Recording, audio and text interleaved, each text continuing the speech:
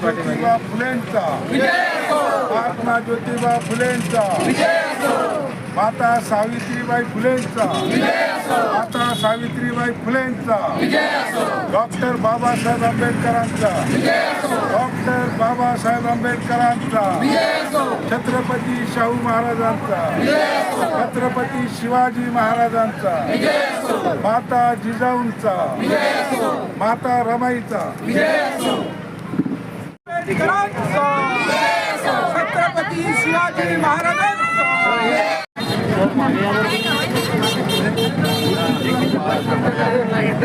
समोर या समोर या त्याला म्हणा हसा म्हणा हसा समोर बघा समोर चला दादा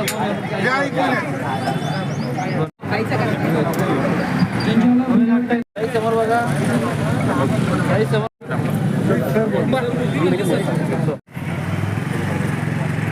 बोली ना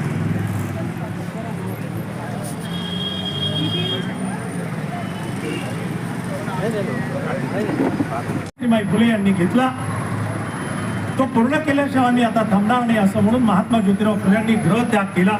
ते घरातनं निघून गेले आणि निघून जात असताना त्यांनी स्त्रियांवरती कुठल्याही प्रकारचं दडपण नको, त्यांच्यावरती कुठलाही धाक दडपणा नको म्हणून महात्मा ज्योतिराव फुले यांनी सावित्रीबाई फुले यांना स्पष्टपणे विचारलं. महात्मा ज्योतिराव फुले सावित्रीबाई फुलेंना साऊ म्हणून हाक मारायचे. त्यांनी विचारलं, साऊ तुझी जर इच्छा नसेल माझ्याबरोबर यायची तर तू माझ्याबरोबर या संकटाच्या दलदलीत येऊ नकोस. तुला हे घर राहण्यासाठी आहे आणि तू यांच्याबरोबर राहा. सावित्रीबाई या महात्मा फुल्यांची सावली होत्या, त्या अर्धांगिनी होत्या. महात्मा फुल्यांचा समाज सुधारणेचा जो विचार होता त्याला प्रखरतेनं पुढे नेण्यासाठी त्याच क्षणी सावित्रीबाई फुले मी तुमच्याबरोबर येते म्हणून महात्मा ज्योतिबा फुल्यांबरोबर बाहेर पडल्या. या समाज सुधारणेच्या कार्यामध्ये अनेक असे संकट, अनेक अशा अडचणी आल्या. त्या अडचणींवरती मात करत करत महात्मा ज्योतिराव फुले पुढे जात असताना गोरगरिबांना, भुकेल्यांची भूक जाणणारे, तहानेल्यांची तहान जाणणारे महात्मा ज्योतिबा फुले एके दिवशी महात्मा ज्योतिराव फुले ज्या ठिकाणी राहत होते, ज्या वाड्यामध्ये राहत होते त्या फुलेवाड्याचा क्रमांक होता 395. घर क्रमांक असतो आपल्या घरावरती लिहिलेला, तो घर क्रमांक होता 395. या 395ची कमाल अशी आहे की महात्मा ज्योतिराव फुले अर्थात सर्वप्रथम सम्यक समृद्ध, नंतर महात्मा कबीर आणि महात्मा ज्योतिबा फुलेंना महात्मा परमपूज्य बोधिसत्व बाबासाहेबांनी त्यांचे गुरु मानलं होतं.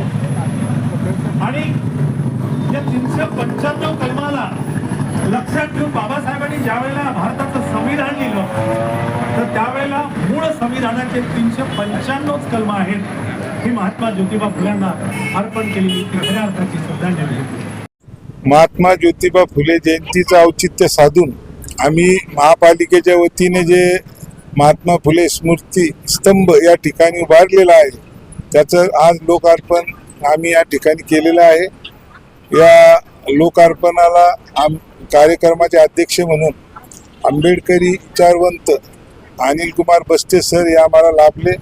मी शुभेच्छा सर्वांना देतोच, परंतु सरांचे या ठिकाणी आभार व्यक्त करतो की महात्मा फुले जयंती निमित्त आज महात्मा फुलेच्या अनेक अशा गोष्टी त्यांच्या जीवनातले जे काही त्यांनी जे जीवन जे सोसलं त्याचे अनेक पैलू बस्ते सरांच्या माध्यमातून आम्हाला आज ऐकायला मिळाल्यात. एवढा कडक ऊन असतानाही आमची एकही महिला किंवा एकही कार्यकर्ता जागता हल्ला नाही. एवढं सरांनी बोलताना सर्वांना एकरूप सर्व भाषणात झाले होते सरांच्या. आज या जयंतीनिमित्त मी या ठिकाणी सांगू इच्छितो की स्तंभ जे आहे महात्मा फुलेंचं, या ठिकाणी येणाऱ्या काळामध्ये महात्मा ज्योतिराव फुलेंचा भव्य पुतळा उभारण्यासाठीचा आमचा प्रयत्न असेल आणि सभागृहामध्ये देखील प्रयत्न करू. वेळ प्रसंग आला तर आपल्या सगळ्यांच्या माध्यमातून महापालिकेवर एक मोठा भव्य मोर्चा किंवा कुठलंही आंदोलन एखादं नियोजन करून आपण महापालिकेवर त्या पद्धतीने देखील याचा पाठपुरावा करू. महात्मा ज्योतिराव फुले जयंतीनिमित्तानं स्मृतीस्तंभाचा लोकार्पण सोहळा जो पार पडलेला आहे, या निमित्तानं मी या देशाचे खरे महात्मा ज्योतिराव फुले यांच्या जयंतीनिमित्तानं तमाम जनतेस महात्मा ज्योतिराव फुल्यांच्या आणि शाहू फुले आंबेडकरांच्या विचारधारेच्या तमाम जनतेस या ठिकाणी जयंतीनिमित्तानं शुभेच्छा देतो. नमो बुद्धा. सर्वांना जय भीम. आज ज्योतिराव फुले यांची जयंती, त्या निमित्तानं आपलं आज सर्वजण इथं जमलेलो आहोत आणि या कार्यक्रमाला बरेच मोठे मोठे लोक जमले आणि खूप छान प्रस्तावना आम्हाला ऐकल्याला पुस्तकं वाचले जात नाही, पण काही काही अशा भाषणाला गेलो तर ते ऐकण्यात येतं आणि लक्षात राहतं गोष्टीसारखं. म्हणून असं प्रत्येकाने याला सांगितलं, प्रत्येकाने याच्यात कार्यक्रमात सांगितलं तर महिलाचं पण लक्षात राहील. आम्ही महिला काही शिकलेलं नाही जास्त, त्या काळात आम्हाला काही शिकवलं नाही जास्त.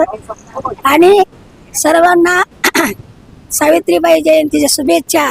आणि दाभाडे भाऊ जे कार्य करतात त्यांच्या पाठीमागे आम्ही सतत राहू आणि त्यांचा असाच आशीर्वाद त्यांच्या पाठीशी राहील आणि त्यांचं कार्य अजून त्यांच्या हातून कार्य व्हावं अशी मी इच्छाच व्यक्त करते आणि म्हणते हो. मी आशा भुजबळ, नंदनवन कॉलनी, भुजबळ नगर. आज महात्मा फुले जयंती निमित्त आज मी सर्वांना एक शुभेच्छा देते की आज नंदनवन कॉलनीमध्ये मिलिंद भाऊ दाभाडे सर आणि प्रेमलताताई दाभाडे आणि साजरा झाला. त्यात मला खूप मोठा अभिमान वाटतो आणि या सगळ्यात मोठे सरांनी खूप छान भाषण केलं. त्या भाषणाबद्दल मी त्यांचं अभिनंदन करते की त्यातून आम्हाला खूप मोठं ज्ञान अजून प्राप्त झालं. मी जे वाचलं होतं त्यापेक्षा अजून जास्त माझ्या ज्ञानात भर पडली. एवढे बोलून मी सगळ्यांचं अभिनंदन खूप मोठं केलं आणि त्यांच्यामुळे मी आज ह्या जागेवर मी बोलू शकते. आणि दुसरी गोष्ट म्हणजे आज आमच्या नंदनवन कॉलनीमध्ये सरांनी एवढा मोठा पुतळा बसवायचा आम्हाला अभिवादन दिलं. सगळ्यात पहिले मी त्यांचं अभिनंदन करते.